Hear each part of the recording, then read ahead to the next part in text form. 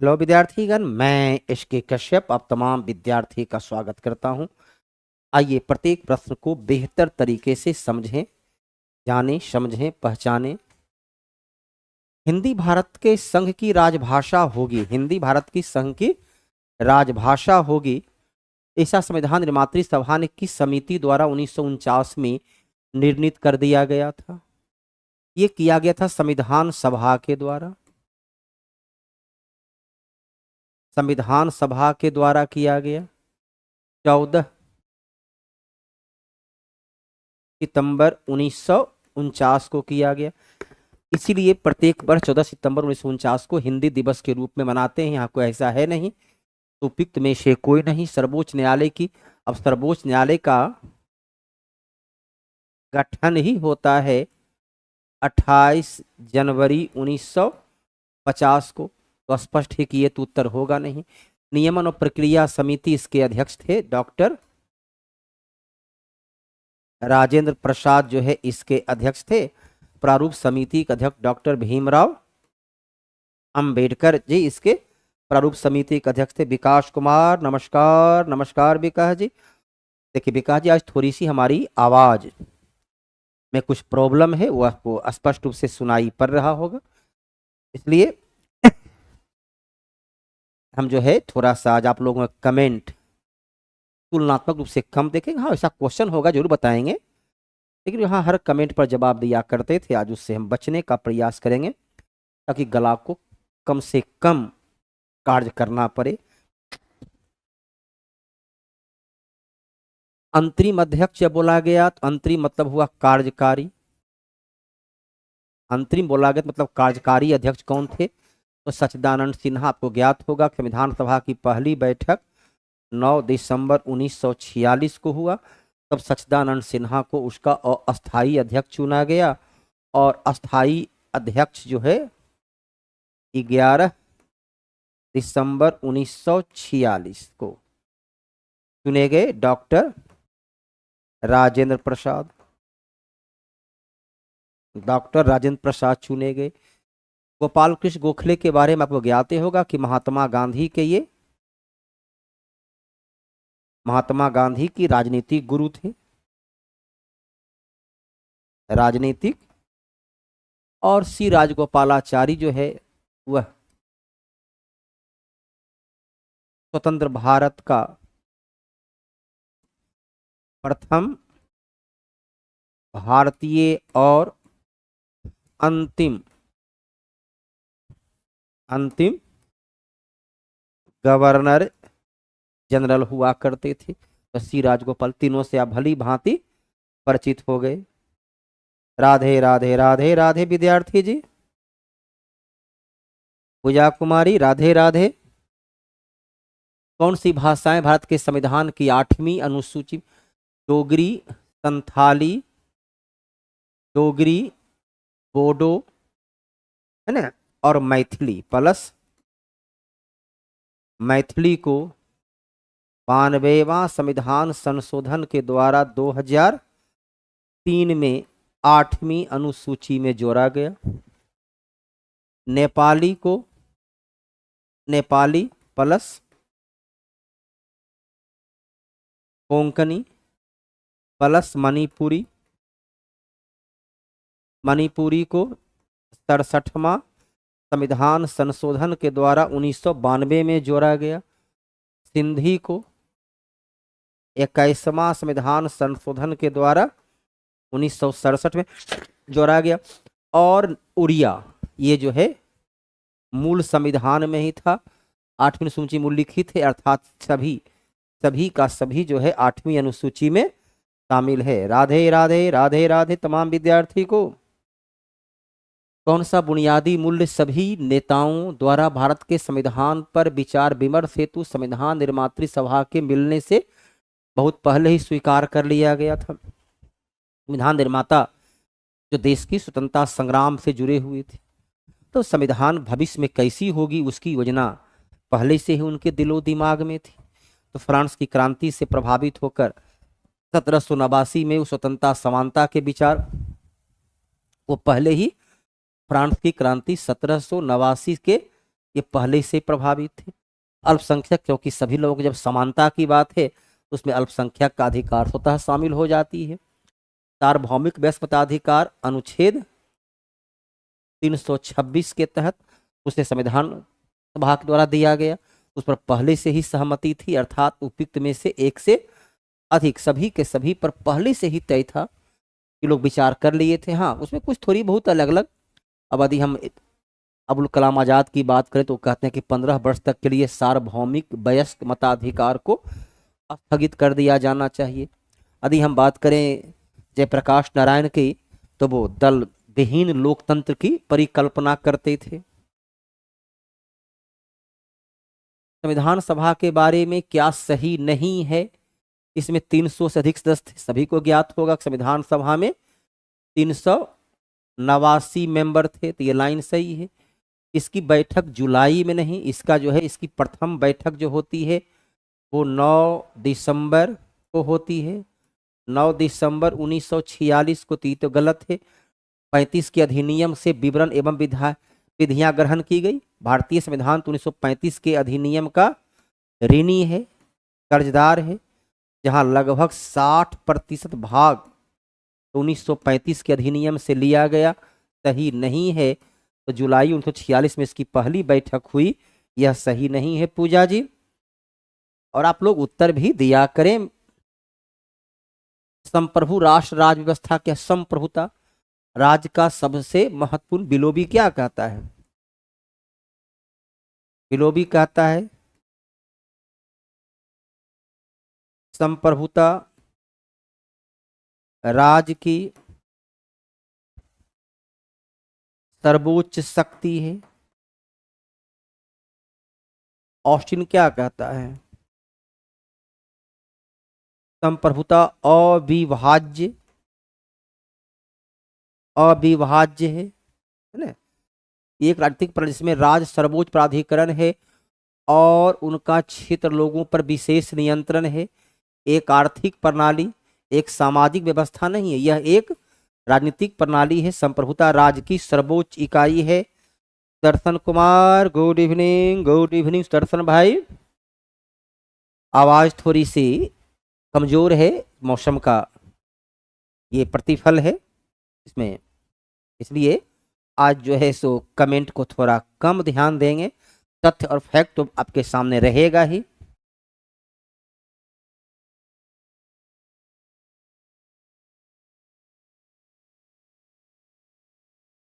एक 137 का 137 कहाँ यहाँ पर है? थोड़ा सा क्वेश्चन को और स्पष्ट कीजिए अभी अंकित वर्मा जी।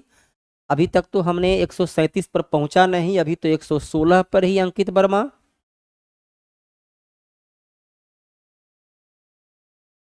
क्या ये आप 116 का एक समाज जिसमें व्यक्ति को सरकार के हस्तक्षेप के बिना लक्ष्य प्राप्त करने की स्वतंत्रता, यहाँ संप्रभुता, और ये तो स्वतंत्रता के बारे में लिखता है। एक सामाजिक से व्यक्ति को सरकार के हस्तक्षेप के बिना अपने लक्ष्य को प्राप्त करने की, ये तो स्वतंत्रता है। इसमें तो संप्रभुता कहीं किसी स्तर पर हो नहीं सकता अंकित वर्मा जी, कहीं भी। संप्रभुता राज्य की सर्वोच्च, यहाँ तक मैंने परिभाषा भी लिखा, संप्रभुता राज्य की सर्वोच्च, संप्रभुता अविभाज्य है, उसे आप विभाजित नहीं कर सकते हैं। अदेय है, उसे किसी को ट्रांसफर नहीं कर सकते हैं। ये तो स्वतंत्रता के बारे में। तो अंकित वर्मा जी ऐसी कहीं भी कोई संभावना नहीं। इसका 100% उत्तर ए सही है। सी तो संप्रभुता का नहीं, सी जो है स्वतंत्रता का उल्लेख करता है। लॉस्की कहता है कोई भी राज्य अपने नागरिकों को दी गई अधिकार से जाना जाता है। जो आपको अधिकार दिया गया, स्वतंत्रता वह है जिससे वह कोई भी व्यक्ति अपने व्यक्तित्व का उचित विकास कर सकता है। वो लॉस्की की पंक्ति है। चलिए, राधे राधे आरती कुमारी, लाडो बेटी, राधे राधे राधे राधे। इसलिए अंकित वर्मा जी एकदम निश्चिंत रहिए, उसका 116 का उत्तर सी सही है। सी गलत है, ए ही सही है पूर्णपेन। भारत में पहली बार सांप्रदायिक प्रतिनिधित्व, सांप्रदायिक अर्थात मुसलमानों को धर्म के आधार पर, मुस्लिम के आधार पर अपना प्रतिनिधि चुनने का अधिकार। मुसलमानों को अपना प्रतिनिधि चुनने का अधिकार कब मिला? तो मार्ले मिंटो एक्ट 1909 के आधार पर मिला। 1919 में ये जो है सो दायरा बढ़ाया गया और सिख प्लस ईसाई को भी धर्म के आधार पर अपना प्रतिनिधि चुनने का अधिकार दिया गया। 1892 के द्वारा पहली बार जो है देश में अप्रत्यक्ष चुनाव का प्रावधान, पहली बार जो है अप्रत्यक्ष चुनाव का प्रावधान किया गया। 1919 के द्वारा जो है प्रत्यक्ष चुनाव का प्रावधान होता है। पहली बार जो है जिसमें महिला को भी वोट देने का अधिकार मिलता है। आरती कुमारी बी एकदम सही है। कौन संविधान सभा के उपाध्यक्ष थे? संविधान सभा के 2 उपाध्यक्ष थे, एच.सी. मुखर्जी और टी.भी. कृष्णमाचारी, और एक उपसभापति थे, एक जो थे उपसभापति थे फ्रैंक एंथोनी।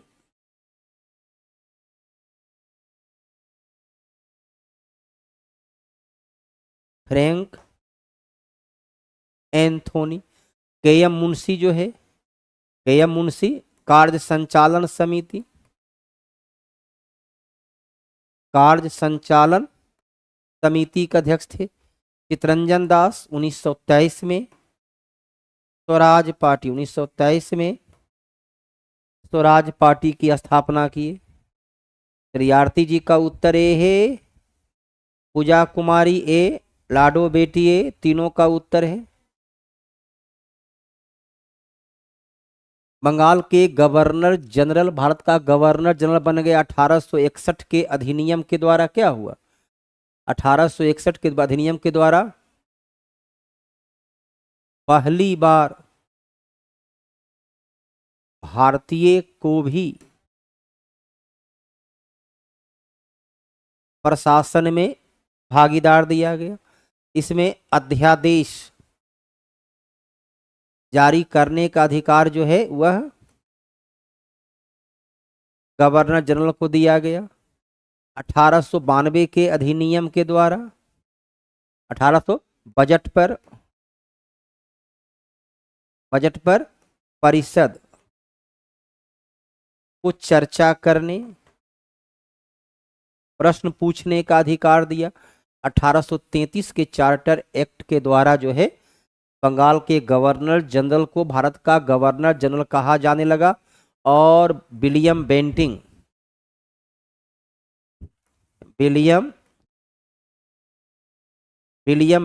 जो है प्रथम गवर्नर जनरल रहे। बंगाल का अंतिम और भारत का प्रथम गवर्नर जनरल रहे। चलिए यहां भी जो है उत्तर लाडो बेटी, पूजा कुमारी, अंकित वर्मा और आरती कुमारी, चारों का उत्तर सही है। किसके वायसराय काल के दौरान दमनकारी अधिनियम को बोला गया vernacular press act? Vernacular press act कब आया? तो ये एक्ट आया 1878 में। इसमें क्या हुआ? क्षेत्रीय भाषा को प्रतिबंधित कर दिया गया। अब यहां पर देखें, लॉर्ड कर्जन का शासन काल है 1899 से 1905। लॉर्ड मार्ले ये भारत सचिव है, ये जो है भारत सचिव थे 1905 में। लॉर्ड रिपन एक्ट भी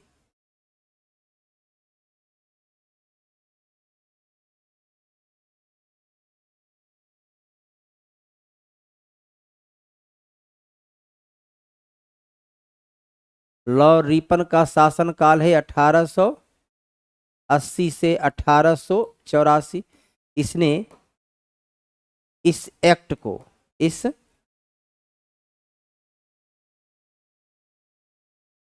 इस एक्ट को वापस ले लिया। इसने जो है इस एक्ट को वापस ले लेता है। अर्थात क्या होगा, इसके ये किसके काल का था? दमनकारी अधिनियम जो आया था ये लॉर्ड लिटन, लॉर्ड लिटन के काल में आया, अर्थात उपयुक्त में से कोई नहीं। आंसर कौन दिए हैं? लाडो बेटी 120 के बी, दर्शन कुमार 120 के बी, अंकित वर्मा भी 120 के बी। कैसे 120 का बी हो जाएगा बाबू? बोलो। दमनकारी गैंगिंग एक्ट भी कहा गया, बनाया गया था, उसे वर्नाकुलर प्रेस एक्ट के नाम से जाना जाता है।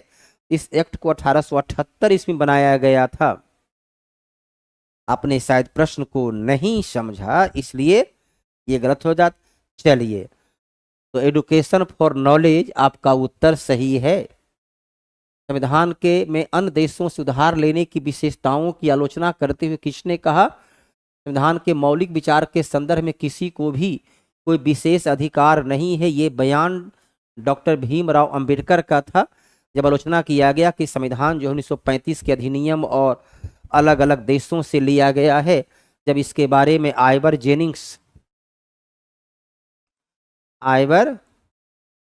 जेनिंग्स ने कहा था कि ये उधार का थैला है, उधार का थैला है।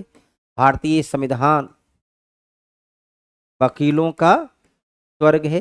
तब ये बयान डॉक्टर भीमराव अंबेडकर के द्वारा दिया गया, जो प्रारूप समिति के अध्यक्ष थे, जो प्रारूप समिति के अध्यक्ष थे। जवाहरलाल नेहरू देश के पहले प्रधानमंत्री।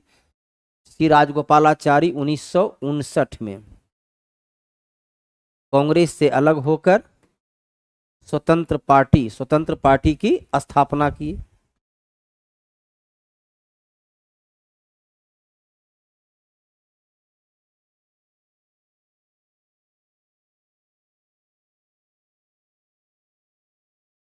संवैधानिक उपचार के अधिकार, अनुच्छेद 32। इस अधिकार के आधार पर सुप्रीम कोर्ट जो है 5 और 226 के आधार पर हाईकोर्ट 5 प्रकार की रिट 5 प्रकार की रिट जारी करता है। इसे भीमराव अंबेडकर ने भारतीय संविधान का हृदय और आत्मा कहा। सुभाष चंद्र बोस, बफरिंग नहीं विद्यार्थी जी, बफरिंग तो नहीं हो रही है, बफरिंग यहाँ नहीं हो रही है, किसी प्रकार का पूरा स्पष्ट रूप से दिख रहा है। शायद जहां पर आप हो वहां पर यह समस्या कुछ होगी। गोपाल कृष्ण गोखले 1905 में ये सर्वेंट ऑफ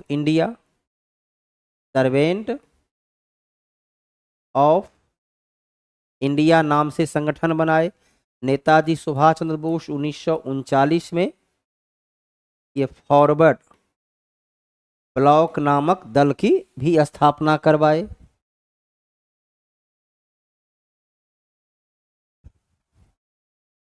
भारत के संविधान में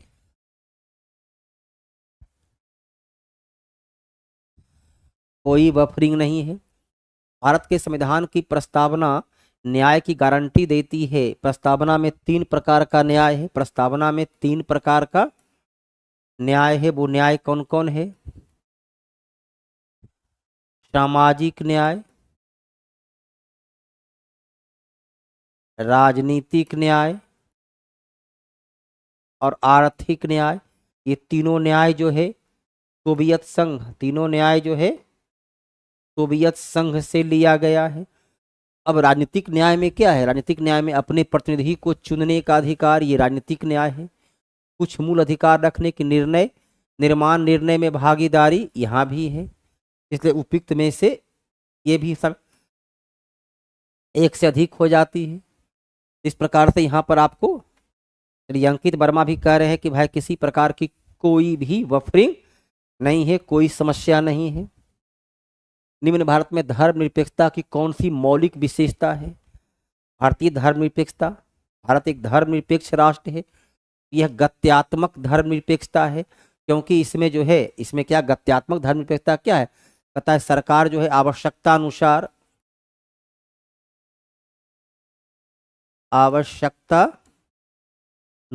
सरकार इसमें हस्तक्षेप कर सकती है। हम पूरी तरह धर्म से अलग नहीं हैं, हम उसमें हस्तक्षेप कर सकते हैं। ये प्रगतिशील भी है, गत्यात्मक भी है। अर्थात उत्तर हमको क्या देना है, देखो स्पष्ट रूप से लिखता है क्या है कि नैतिकता,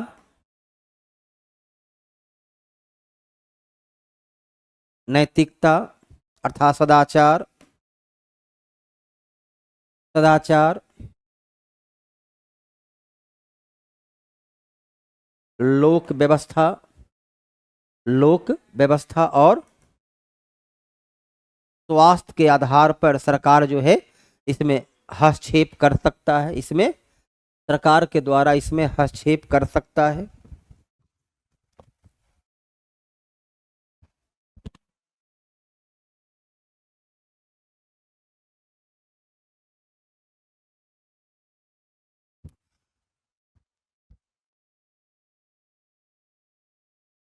भारत में निम्न में से कौन सा कथन प्राण एवं दैहिक स्वतंत्रता के संरक्षण के अधिकार के बारे में सही है? ये हमारे संविधान का अनुच्छेद 21 में वर्णित है। अथवा तो पीछे काहे चल रहा है उसको देखिए तो 124 का सी भी होगा क्या सर, देख लेते हैं 124 में सी क्या है। यह एक प्रबुद्ध धर्मनिरपेक्षता, हाँ प्रबुद्ध, क्योंकि जब गतिशीलता भी है तो प्रबुद्ध तो स्वाभाविक सी बात है, कर प्रबुद्ध की बात क्या हो जाएगी, ठीक है। यदि गतिशीलता उसमें है अंकित वर्मा तो प्रबुद्ध भी होगा। तो अनुच्छेद 21 यह प्राइवेट व्यक्ति द्वारा इसके उल्लंघन किए जाने के विरुद्ध भी उपलब्ध है। ये थोड़े क्या है कि आप जीवन की पर अधिक क्षति आपको कोई निजी व्यक्ति भी आतंकवादी भी करता है तो भी आप उसके खिलाफ जो है सो सुप्रीम कोर्ट में, हाई कोर्ट में जा सकते हैं। निम्न में से कौन सा प्राण एवं देशना संरक्षण के अधिकार के बारे में सही है? नागरिक को यह केवल राज्य के विरुद्ध उपलब्ध है, ये भी सही है। यह अधिकार जीवन की गरिमा का वादा एकदम वादा करता है, ये लाइन तो गलत है। प्राइवेट व्यक्ति द्वारा इसका उल्लंघन किए जाने के विरुद्ध भी उपलब्ध है। अब यहाँ पर थोड़ा सा उसको देखना होगा कि जो प्राइवेट व्यक्ति है उसके लिए तो अब सुप्रीम कोर्ट का मुकदमा आप यदि सीधे जो है, अब इसमें व्यवहारिकता का तो नागरिक के विरुद्ध तो एकदम उपलब्ध है, वो तो स्पष्ट रूप से लिखा हुआ है। तो आपका इसमें बी नंबर तो पूर्णतः सही है, बी नंबर जो है वह पूर्णतः सही है, बी नंबर पूर्णतः सही है। लेकिन अब यहाँ पर ध्यान देने वाली बात यह है कि ये नागरिकों यह केवल राज्य पर उपलब्ध, यह प्राइवेट व्यक्ति को उपलब्ध है, लेकिन यह मौलिक अधिकार हम सीधे इसमें हाई कोर्ट नहीं जा सकते हैं, सीधे हम सुप्रीम कोर्ट नहीं जा सकते हैं। यह जो है सो हमारे जीवन की सुरक्षा का है तो हम इसे सिविल कोर्ट में, अब मौलिक अधिकार का मुकदमा सीधे हाई कोर्ट या सुप्रीम कोर्ट में जाता है, इसलिए इसका उत्तर को हमको केवल और केवल बी को देना पड़ेगा। प्रश्न की प्रकृति के आधार पर जो है इसका उत्तर हमें केवल और केवल डी को देना पड़ेगा विद्यार्थीगण। यहां पर आप उत्तर नहीं दे सकते हैं।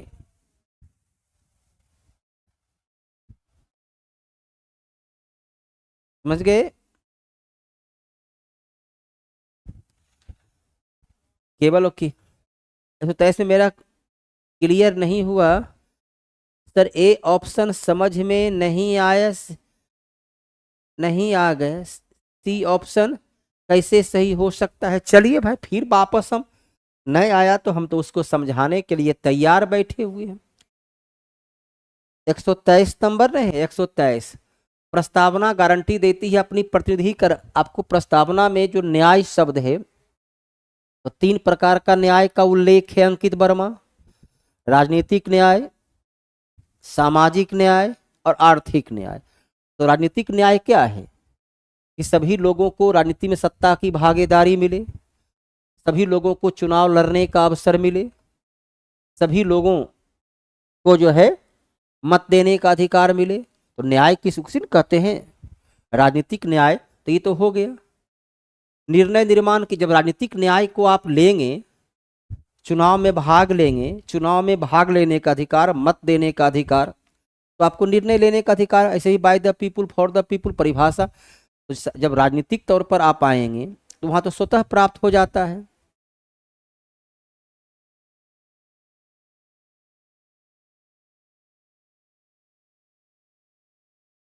आपकी भागीदारी अंकित वर्मा, जो आप प्रतिनिधि चुनते हैं, जिस भी प्रतिनिधि को आप चुने, तो वो प्रतिनिधि तो आपने चुना कि भाई आप को हम चुन के भेजते हैं, जो हमारे निर्णय की प्रक्रिया में आप हमारी तरफ से जो निर्णय लेंगे उस निर्णय को हम स्वीकार करेंगे। तो प्रतिनिधि किसने चुना? आप उस पार्टी घोषणा पत्र जारी करती है कि हम जनता के लिए अमुक अमुक काम करेंगे, तो निर्णय में अप्रत्यक्ष तो आपकी भागीदारी है ही। जनमत संग्रह के माध्यम से देखो होता है, जनमत आती है तो किसान बिल को वापस लेना पड़ जाता है, उसमें आपकी भागीदारी है ही है। यह तो निर्णय की भागीदारी आपकी है। मूल अधिकार थी कि न्याय से मूल अधिकार भी मिलती है, राजनीति में कहीं न कहीं मूल अधिकार भी शामिल है। जब सामाजिक न्याय है, किसी के साथ भेदभाव नहीं करना, तो मूल अधिकार है न। तो अंकित वर्मा जी, अब उम्मीद करते हैं कि समस्या हल हो गई होगी। यहां पर प्राइवेट व्यक्ति है, ठीक है, प्राइवेट व्यक्ति ने आपके जीवन को क्षति पहुंचाया, आप सीधे हाईकोर्ट या सीधे सुप्रीम कोर्ट में तो याचिका नहीं दायर करेंगे। आपको तो याचिका दायर कहाँ करना होगा? सिविल कोर्ट में, क्या कहते क्रिमिनल कोर्ट में, सेशन कोर्ट में, जबकि मौलिक अधिकार का मुकदमा सीधे हाई कोर्ट में जाता है। यदि राज्य के विरुद्ध आपको लगता है कि राज आपके अधिकार को छीन रहा है, राज आपके जीवन के अधिकार को प्रभावित कर रहा है, तब तो आप जो है सीधे सुप्रीम कोर्ट या हाई कोर्ट में जा सकते हैं। लेकिन प्राइवेट व्यक्ति यदि आपके अधिकार को छीन रहा है तो सीधे सुप्रीम कोर्ट या हाई कोर्ट में आप नहीं जा सकते हैं।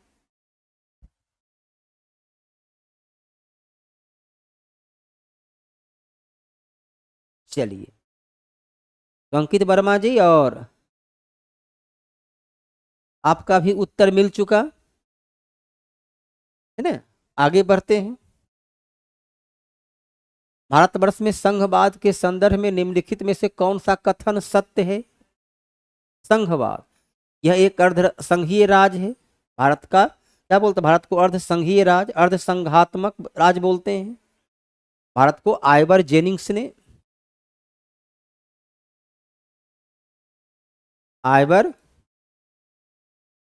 ने संघ बोला है। भारतीय संघवाद देश की एकल राज्य व्यवस्था, एकल नहीं है। हम लोगों के पास क्या है? केंद्र में अलग राज्य है। ओहो, यह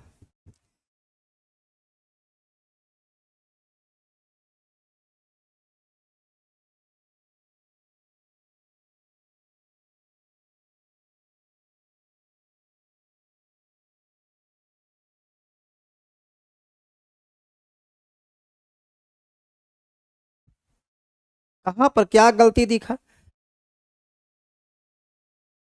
चलिए,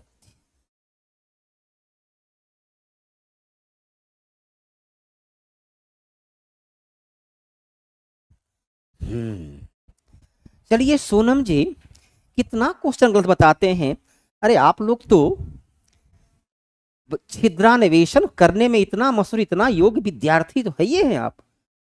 यदि कहीं गलती से वहां ईस्वी सन सही लिखा हुआ है, हर जगह सही लिखा हुआ है, एक क्वेश्चन एक लाइन गलत हो गया तो इतना गलती बतलाते हैं। बाप रे बाप, हमारी विद्यार्थी जी तो है विद्वान है। चलिए धन्यवाद, आपके तो नमन करने के योग्य हैं।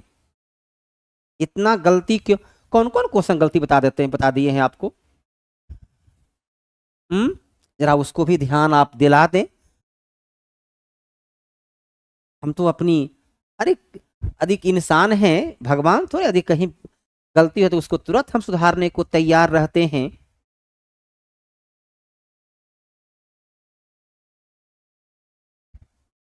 नहीं नहीं, विद्यार्थी बहुत होशियार भी बहुत ज्यादा होते हैं ना, जिनको न तो भाषा शैली का ज्ञान होता है, न ही लेखन शैली का ज्ञान होता है, लेकिन वो अपने को टीचर का भी बाप समझने लगते हैं, इसलिए उनकी भाषा शैली बिगड़ जाती है। एक पूछने का होता है कि सर यहाँ पर 113 नंबर में सर ऐसा न होता है, इसको एक बार फिर से देख लीजिए सर। तो एक पूछने का, एक जानकारी का तरीका होता है। चलिए धन्यवाद। भाषा चाहे आपकी जैसी भी हो, आपने ध्यान आकर्षित किया और मैं उसको अपनी, और इसके अलावा कहीं कहाँ कहाँ गलती हमने बता दिया, थोड़ा सा वो भी बतलाने का जो है आप जो है कष्ट करेंगे कि मैंने कहाँ पर इतना क्वेश्चन गलती था, वो भी आप जरूर बता देंगे बाबू। मैं अपनी उस गलती को जरूर देख लेंगे।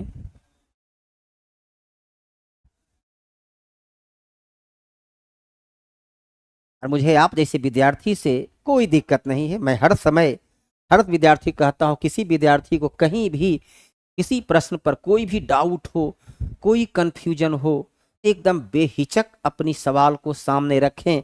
मैं उसके लिए हर समय, और यहाँ पर 1967 लिखे और साथ ही वहाँ पर 67वां लिखा गया गलती से, क्योंकि दिमाग में कुछ कुछ बातें चली आ रही। यहाँ देखिए 1967 लिखे, 21वां संविधान संशोधन 1967, वही 67वां वहाँ ईस्वी सन तो सही था, एक गलती होगी। चलिए मैं फिर भी उसको सुधार करता हूँ।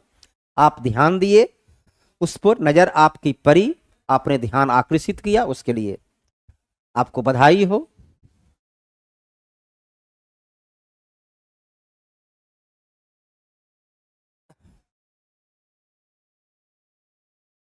मुझे अपनी गलती को स्वीकार करने में कोई हिचकिचाहट नहीं है।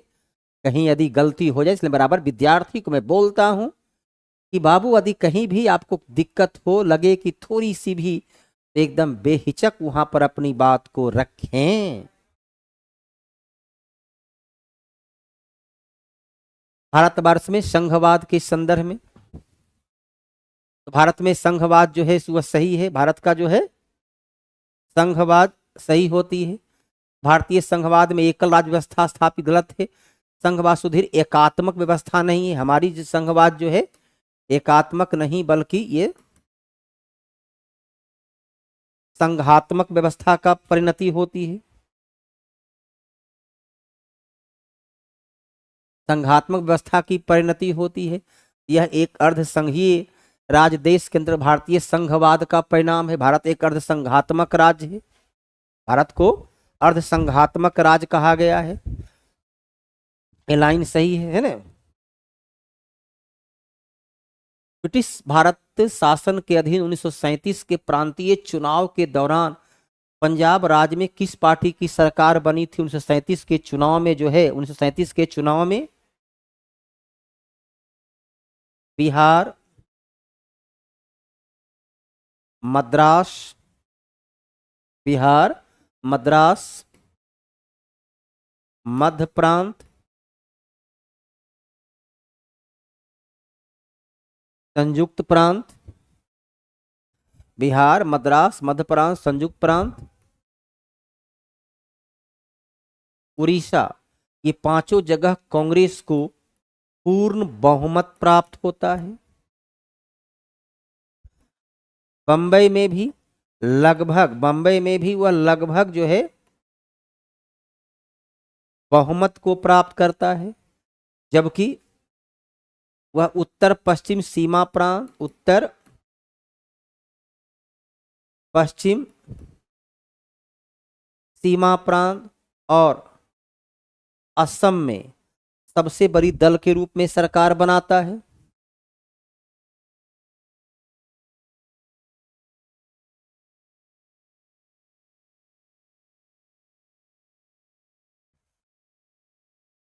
देखो हिस्ट्री, फिर को आपकी हिस्ट्री वाले सर भी गलत बता देते हैं। दो तीन क्वेश्चन तो हिस्ट्री वाले सर बताते, तो उसके में वो हिस्ट्री वाले से पूछिए। आपको मैंने कौन सा ऐसा, यहाँ पर क्वेश्चन का आंसर तो हमने सही दिया था, क्वेश्चन का आंसर तो मैंने गलत नहीं दिया था। संशोधन के लिए वर्ष, संशोधन का वर्ष भी मैंने सही लिखा था। वहां पर कितना संशोधन लिखा गया वो एक, इसलिए आप एकदम गलती करते हैं, आप ध्यान जरूर इंगित कीजिए। मैं उसके लिए सहर्ष तैयार हूं बाबू। आपको ध्यान एकदम बेहिचक दिलाना है। मैं तो उसकी सुधारने के लिए हर समय से हर समय तत्पर हूं। जहां भी मेरी गलती हो, एकदम आंशिक तौर पर भी दिखे, तो एकदम बेहिचक रखिए।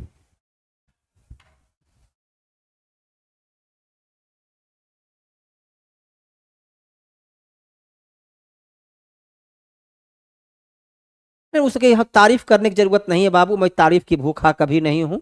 और मैं नहीं चाहता कि तारीफ हो। हाँ, मेरी गलती को जरूर ध्यान रखें, मैंने कभी नहीं कहा कि आप हमारी तारीफ के कसीदे करें। ऐसे भी मर्दों की करो बड़ाई जब वह वहां नहीं हो, स्त्रियों की करो बड़ाई जब वह वहां खड़ी हो। मुझे कोई तारीफ का कभी आपने देखा है कि आपको मैंने कहा है कि आप बताओ जी हम अच्छा पढ़ाते हैं या नहीं, बोलो। मैंने ऐसी, मेरी कोई ऐसी भावना नहीं होती है।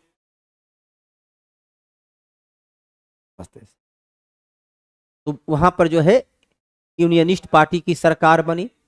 1937 के प्रांतीय चुनाव के दौरान पंजाब राज्य में किस पार्टी की सरकार बनी? तो यूनियनिस्ट पार्टी की सरकार बनी। वहां पर किसकी सरकार बनी? तो यूनियनिस्ट पार्टी की सरकार बनी थी। निम्न से कौन सा कथन भारत में समानता के अधिकार के बारे में सही है? समानता का अधिकार, यह अधिकार नकारात्मक समानता की परिकल्पना नहीं करता है। समानता के बारे में सही है। अब आपको ये ज्ञात होनी चाहिए कि नकारात्मक समानता क्या है और सकारात्मक समानता क्या है। तो नकारात्मक समानता किसको कहते हैं?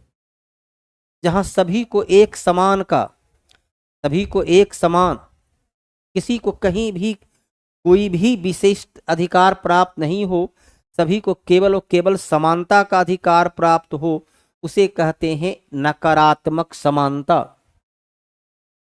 हमारे देश में कहता है परिकल्पना नहीं करता है। अगला कहता है यह अधिकार अवैधता को शाश्वत करने के लिए प्रयुक्त नहीं की जा सकती है। जो अवैध है उसे शाश्वत करने का प्रयुक्त नहीं की जा सकती है। हमारे समान के साथ समान माना, समान के साथ समान माना जाना चाहिए। अरस्तु का बयान है। अरस्तु का क्या बयान है? कि समान के साथ समान और असमान के साथ असमान व्यवहार किया जाना चाहिए। अरस्तु का बयान है कि समान के साथ समान और असमान के साथ असमान व्यवहार होना चाहिए। ये वक्तव्य किसका है? तो अरस्तु का है। अरस्तु के वक्तव्य पर यदि हम इसको देखें तो भी आपका उत्तर जो है सो हमारे संविधान में नकारात्मक समानता की परिकल्पना नहीं करता है, करता है के बारे में सही है। क्योंकि हमने जो है सकारात्मक समानता, हमारा संविधान क्या है? सकारात्मक समानता पर हमने बल दिया है। हमने बल दिया सकारात्मक समानता की जब तक प्रतियोगिता के लायक नहीं हो जाए तब तक जो है उसे विशेष सुविधा दिया जाना चाहिए।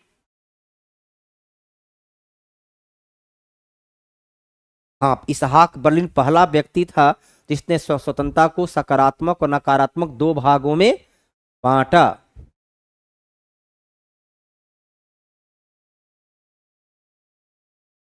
यह अधिकार अवैधता शासन करने प्रयुक्त नहीं किया सकता। ये भी सही है, ये भी सही है। समान को समान माना जाना चाहिए। चलिए यहाँ पर तो उत्तर हमको देना होगा उपयुक्त में से एक से अधिक। भारत में प्रेस की स्वतंत्रता लोगों को प्राप्त है। अनुच्छेद 19 ए में प्रेस की स्वतंत्रता दी गई है, अलग से लिखा हुआ नहीं है। वहां जो वाक स्वतंत्रता है,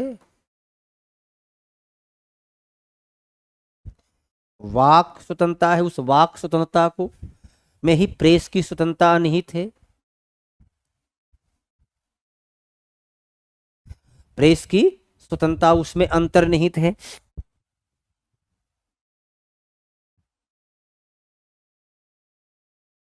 तो वाक स्वतंत्रता उसमें अंतर्निहित है। यह विचार अभिव्यक्ति स्वतंत्रता के अधिकार में निहित है, सही है। भारत के संविधान में विशेष रूप से कहीं भी प्रेस के लिए कोई विशेष प्रावधान नहीं है। यह संसद की विधि के तहत लोगों को लिए उपलब्ध है, ऐसा कोई कानून भी नहीं बना है। अर्थात उत्तर केवल और केवल ए होगा। उत्तर जो है केवल और केवल ए दिया जाएगा।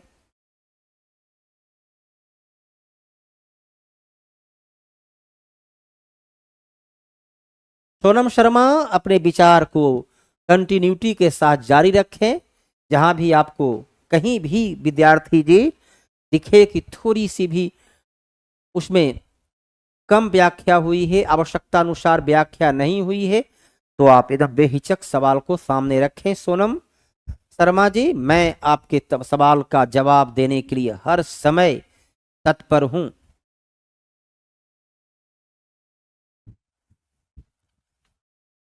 अपने नागरिकों को सरकार से उसके कार्यों के बारे में सवाल करने का अधिकार देने। अभी क्या है? आरटीई, राइट टू एजुकेशन, जो 2009 में पास हुआ और इसे 1 अप्रैल 2010 से लागू किया गया। आरटीआई अधिनियम जो 2005 में कानून बना और अनुच्छेद 19 के तहत इसे माना गया कि ये भी एक मौलिक अधिकार के तहत है। ये भी तो आरटीआई अधिनियम ये क्या था? तो आरटीई शिक्षा का अधिकार जो 1 अप्रैल 2010 से लागू हुआ। निम्नलिखित में किस राज्य में विधान परिषद है? भारत में विधान परिषद अनुच्छेद 169 के आधार पर विधान परिषद गठन किया जाता है। कहाँ कहाँ है? बिहार, उत्तर प्रदेश, महाराष्ट्र, तेलंगाना और आंध्र प्रदेश में है और कर्नाटक में है ना। उड़ीसा में विधान परिषद का गठन के लिए संसद की स्वीकृति प्राप्त हो चुकी है। संसद की स्वीकृति मिल चुकी है, लेकिन अब तक इसका गठन नहीं हुआ है।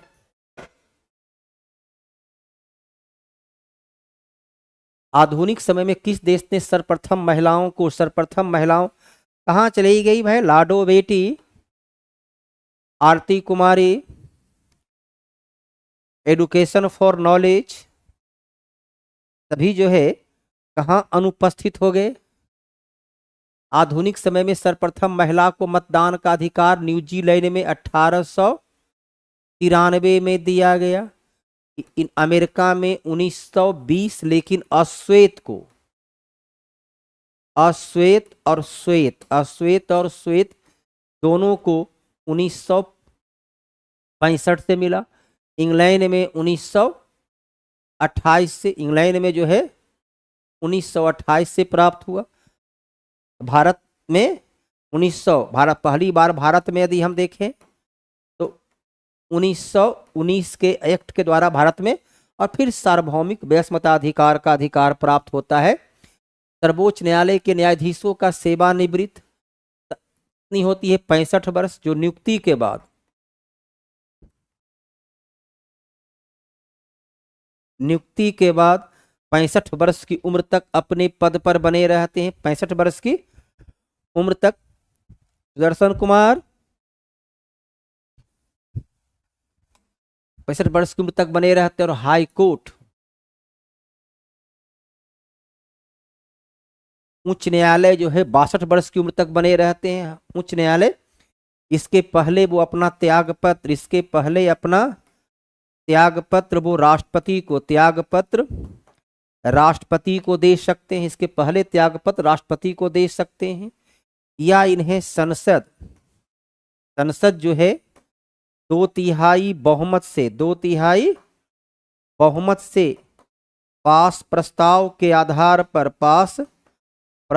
आधार पर इन्हें पद से हटा सकता है। तबीयत ठीक है सुदर्शन कुमार?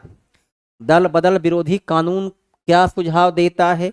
दल बदल कानून सबसे पहली बार जो है 52वां संविधान संशोधन के द्वारा 1985 में पास किया गया। इसके लिए संविधान में 10वीं अनुसूची को जोड़ा गया। तब देश के प्रधानमंत्री राजीव गांधी देश के प्रधानमंत्री हुआ करते थे। दल बदल कानून को लाया गया किस लिए? राजनीतिक अस्थिरता के लिए। राजनीतिक अस्थिरता के लिए दल बदल की प्रवृत्ति पर नियंत्रण के लिए, जिससे राजनीतिक तौर पर अस्थिरता पैदा होता था।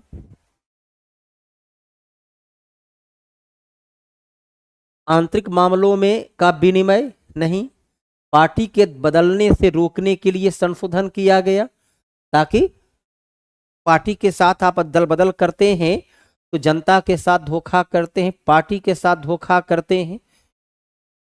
लेकिन दल बदल कानून में है कि यदि किसी पार्टी का 2/3 या उससे अधिक दल बदल करे, 2/3 या उससे अधिक दल बदल करे तो उस पर यह नियम प्रभावी नहीं होता है।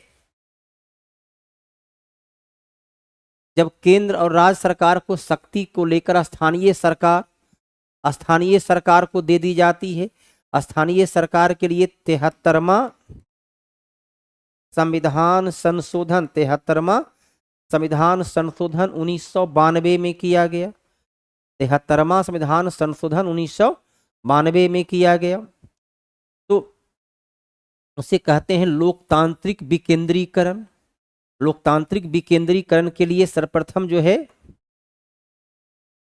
बलवंत राय मेहता आयोग ने सिफारिश किया और इसके बाद जो है पीके थुंगन आयोग के सिफारिश पर इसे संवैधानिक दर्जा दिया गया। संवैधानिक दर्जा दिया गया। चलिए, किन्हीं विद्यार्थी कोई प्रॉब्लम, कोई डाउट, कोई कंफ्यूजन, कहीं भी किसी को कहीं भी दिक्कत हो एकदम बेहिचक पूछिए। हाँ, थोड़ी सी विद्यार्थी और शिक्षक के बीच का जो भाषा का जो चयन है, शब्दों का जो चयन है, क्योंकि बोलना तो सभी को आता है लेकिन कब कहाँ और क्या बोलना है इसको सीखना ही विद्यार्थी का सही लक्षण है। सिखाने के लिए मैं हर समय तैयार हूं। नेपाल में लोकतंत्र की कई रूपरेखाएं। सबसे अभी जो है वर्तमान में 2006 में लोकतंत्र की वापसी हुई और 2008 से नेपाल में लोकतंत्र की जगह लोकतंत्र और गणतंत्र जो है स्थापित हुआ। राजतंत्रीय प्रणाली को समाप्त कर दिया गया। संयुक्त राष्ट्र सुरक्षा परिषद को संयुक्त राष्ट्र संघ का कार्यपालिका क्या बोलते हैं? इसे संयुक्त राष्ट्र संघ का कार्यपालिका बोलते हैं। इसमें टोटल अभिमन्यु कुमार, नमस्कार अभिमन्यु जी। इसमें जो है टोटल 5 जो है सो अस्थाई और 10 अस्थाई होते हैं। इस 10 जो है अस्थाई, जिसका कार्यकाल 2 वर्ष का होता है और इसका निर्वाचन महासभा के द्वारा की जाती है। 5 अस्थाई में कौन कौन है? USA, UK, चीन, रूस और फ्रांस। इस पांचों के पास जो है वीटो शक्ति केवल इसी के पास प्राप्त होता है। 24 अक्टूबर 45 को गठन किया गया, एकदम सही है। हमारे सोनम शर्मा कहाँ गायब हो गए भाई? नाराजगी नहीं सोनम शर्मा जी। कभी कभी शिक्षक की डांट जो है वो आगे बढ़ने में सहयोग देता है, इसलिए नाराजगी नहीं। इस परिषद में 15 सदस्य देश हैं, जिसमें 5 अस्थायी एवं 10 का चुनाव सामान्य सभा द्वारा 2 वर्ष की अवधि के लिए सही है। प्रत्येक अस्थायी सदस्य के पास वीटो पावर है, सही है। IMF विश्व बैंक इसका निधिकरण एजेंसी नहीं है। कौन सा कथन असत्य है? IMF और विश्व बैंक जो है इसका धन का आवंटन नहीं करता है। इसका धन का आवंटन करने के लिए उत्तरदायी नहीं होती है। धन के आवंटन में जो सदस्य देश है वो उसके सहयोग देते हैं। गांधी माने जाते हैं मार्क्सवादी विचारधारा के हुए कौन? Karl Marx. इनका वैज्ञानिक समाजवाद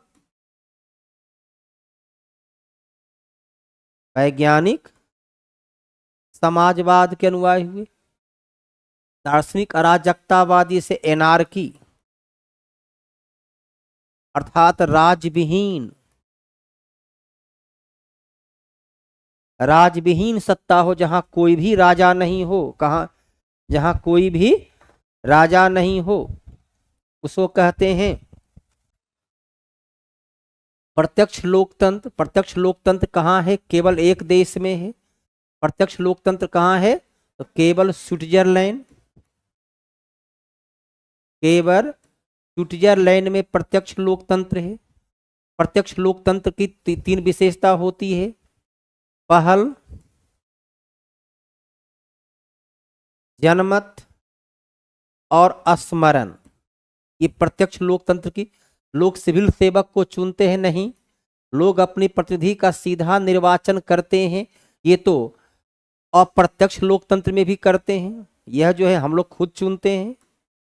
यह अप्रत्यक्ष प्लस प्रत्यक्ष दोनों में होता है।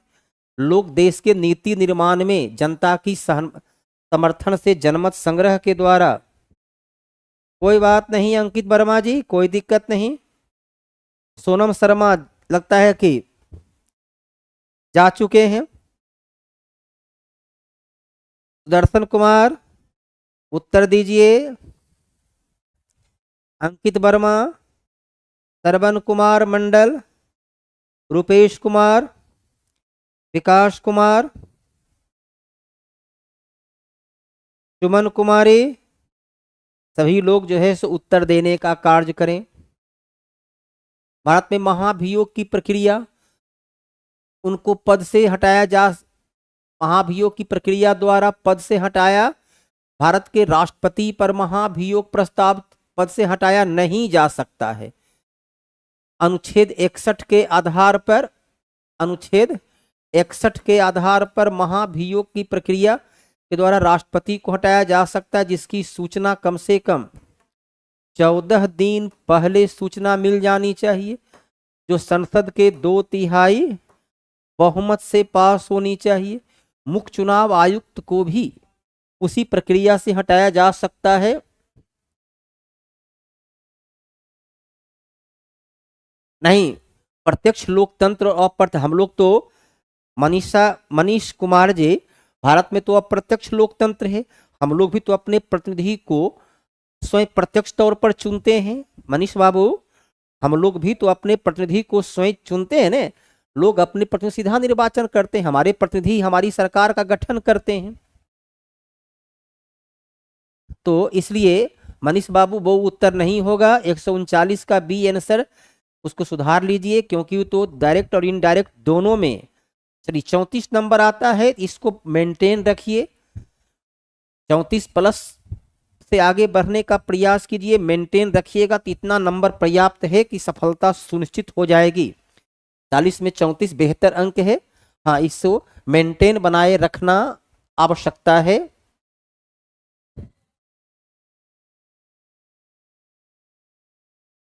तो प्रधानमंत्री को हटाने के लिए अविश्वास प्रस्ताव लाने की जरूरत होती है। प्रधानमंत्री को हटाने के लिए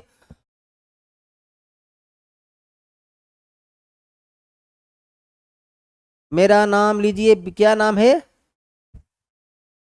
कौन पटेल है? थोड़ा सा इतना छोटा है आपका। विराट पटेल आपका नाम है। चलिए, बहुत अच्छी बात है। ऐसे तो पूरे संविधान में महाभियोग शब्द का प्रयोग केवल राष्ट्रपति के लिए किया गया है। अन्य जगह कहीं भी महाभियोग शब्द का प्रयोग नहीं है। अन्य कहीं जगह जो है महाभियोग शब्द का प्रयोग नहीं है। मंत्रिपरिषद में सभी कैबिनेट मंत्री, राज्य मंत्री, उप मंत्री और राज्य मंत्री का स्वतंत्र प्रभार सभी शामिल होते हैं। उपयुक्त में से एक से अधिक, सभी के सभी इसमें से शामिल होते हैं।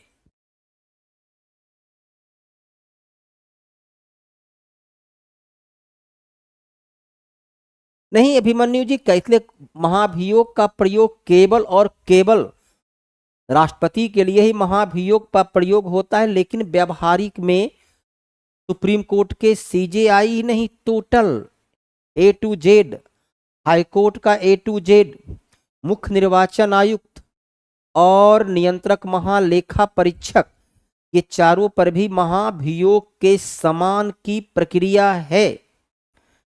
अभिमन्यु जी 40 का आंसर डी दे सकते हैं। क्या 40 है भाई? महाभियोग प्रक्रिया उनको हट नहीं नहीं शब्द है तो नहीं हटाया जा सकता, लेकिन चूंकि दे सकते हैं उत्तर डी देने में कोई दिक्कत नहीं है, लेकिन चूंकि अक्सर हाँ मुख्य अखबार के पन्नों पर या अन्य जगह लिख दी जाती है तो उसमें होता क्या, या बहुत बार नेट पर भी देखते हैं तो विद्यार्थी को तथ्य को बताने में थोड़ी सी, क्योंकि आजकल वो गूगल बाबा जो है या बहुत ज़्यादा प्रभावी है, ऐसे पूरे संविधान में महाभियोग शब्द का प्रयोग केवल राष्ट्रपति के लिए है। ये डी उत्तर दिया जा सकता है।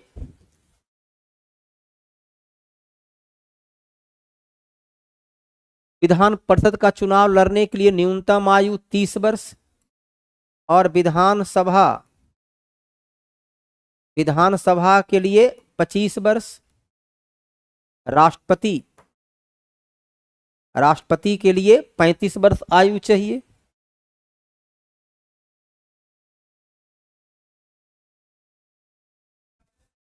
किस संशोधन अधिनियम द्वारा भारतीय संविधान में 21A को जोड़ा गया? 86वां संविधान संशोधन के द्वारा 2002 में 21A को जोड़ा गया। 93वां संविधान संशोधन 93 संविधान के द्वारा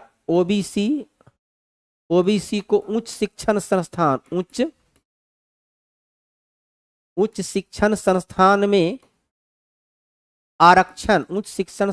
में आरक्षण दिया गया। ओबीसी को उच्च शिक्षण संस्थान में आरक्षण दिया गया। और 94 के द्वारा क्या हुआ? छत्तीसगढ़ प्लस झारखंड में दिया गया कि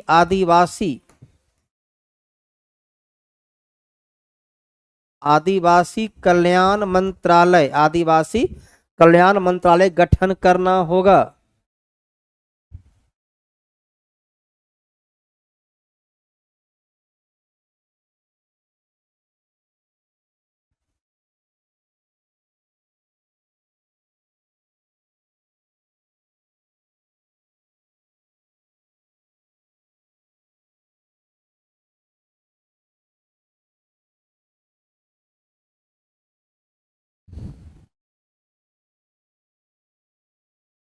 कौन सा अधिकारी भारत सरकार के वित्तीय लेन देन का लेखाकरण के लिए जिम्मेदार होता है? नियंत्रक महालेखा परीक्षक को सरकार के धन का संरक्षक कहा जाता है। अनुच्छेद 148 के आधार पर राष्ट्रपति इन्हें नियुक्त करते हैं, जो नियुक्ति के बाद 6 वर्ष या 65 वर्ष की अवस्था तक अपने पद पर बना रहता है।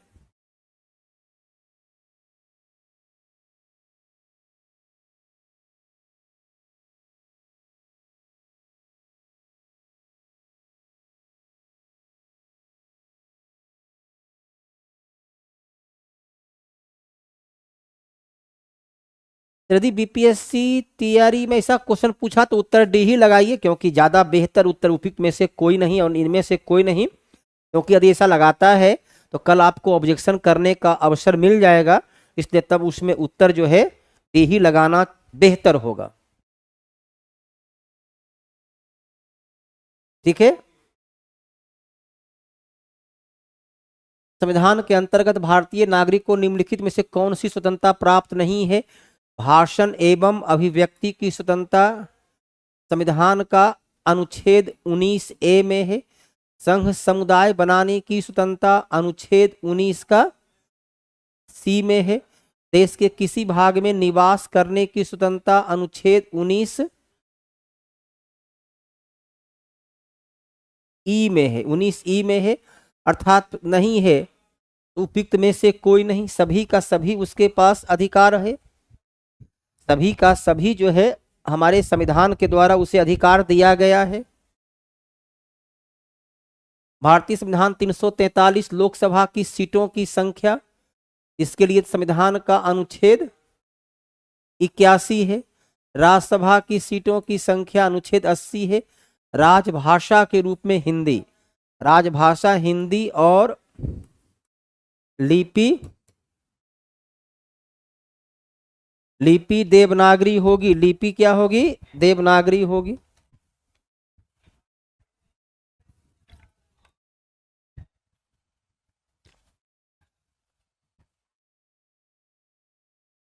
कौन से राष्ट्रपति लगातार 2 कार्यकाल तक? राजेंद्र प्रसाद जो है 1952 से 1957, 1957 से 1962, इसके पूर्व 1950 से 52 तक वो कार्यकारी राष्ट्रपति रहे। राधा कृष्णन 1962 से 1967, 1967 से 1969 तक। डॉक्टर राजेंद्र प्रसाद एकमात्र राष्ट्रपति रहे जो 2 बार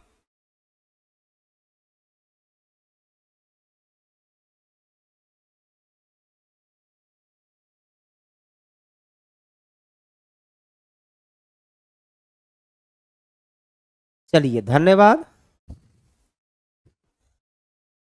पटेल जी, बहुत विराट पटेल जी, धन्यवाद। वो दोनों माँ और पुत्र दोनों सफलता को प्राप्त करें, है ना।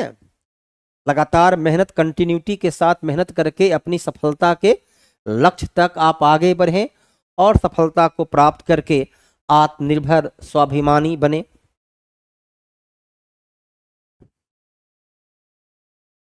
संसद के दोनों सदनों की बैठक का सभापति, दोनों सदनों की बैठक जो है राष्ट्रपति बुलाते हैं, राष्ट्रपति बुलाते हैं। इसका उल्लेख अनुच्छेद 108 में है। कब बुलाते हैं? जब साधारण विधेयक पर, जब साधारण विधेयक पर दोनों सदनों में मतभेद हो, जिसकी अध्यक्षता सभापति लोकसभा अध्यक्ष करते हैं।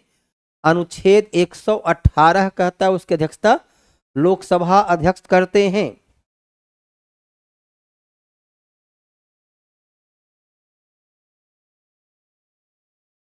फर्स्ट टाइम निर्वाचन हुआ था क्या?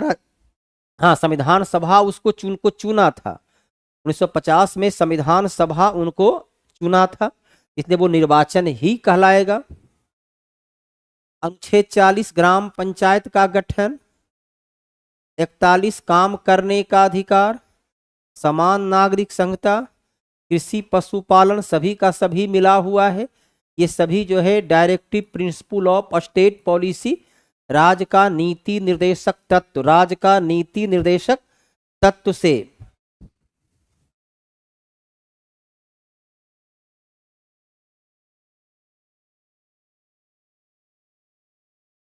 मुख्य चुनाव आयुक्त को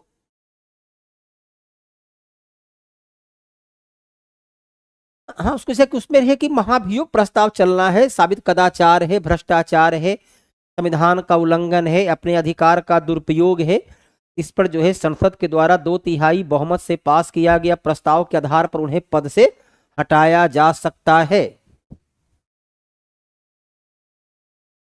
देखिए इसमें मिलाइए कौन इसका उत्तर होगा। सेफ स्कोर कितना होगा? सेफ स्कोर जो है 32 से 35 लाइए, सेफ स्कोर में रहिएगा। 40 में जो है 32 से 35 लाने का प्रयास कीजिए। अब इसमें देखना पड़ेगा ना, 1 2 3 4 कहीं है? 1 2 3 4। भारतीय संविधान में मौलिक अधिकार किस संविधान के में अंगीकार किया गया? मौलिक अधिकार अमेरिका के संविधान से, सोवियत संघ से लिया गया। मौलिक कर्तव्य को, न्याय को, आर्थिक नियोजन,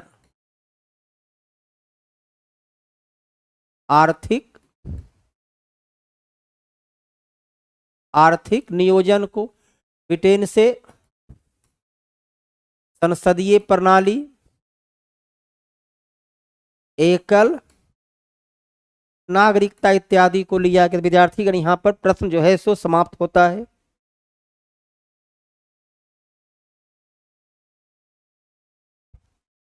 गारंटी रोजगार का वही है अनुच्छेद 41। अनुच्छेद 41 कहता है, अनुच्छेद 41 कहता है कि गरीबी, बेरोजगारी, विकलांगता इत्यादि के समय नागरिक को सामाजिक सुरक्षा प्रदान किया जाए। चलिए,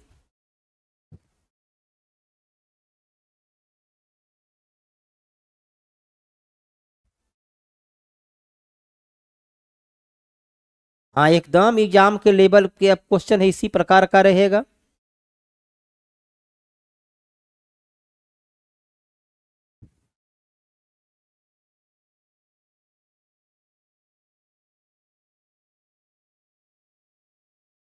मेरी मम्मी को 36 मार्क, बहुत बेहतर है। आपकी मम्मी का मार्क जो है बहुत बेहतर है, 36 मार्क है तो उसे बेहतर माना जाएगा। इसी प्रकार से आप दोनों माँ और पुत्र जो है अपने अध्ययन में लगे रहें, माँ से भी सीखने का मौका मिलेगा। दोनों आपस में जो है चर्चा परिचर्चा में भी संलिप्त रहें, यकीनन तौर पर सफलता मिलेगी। आज क्लास को यहीं पर विराम देते हैं। धन्यवाद।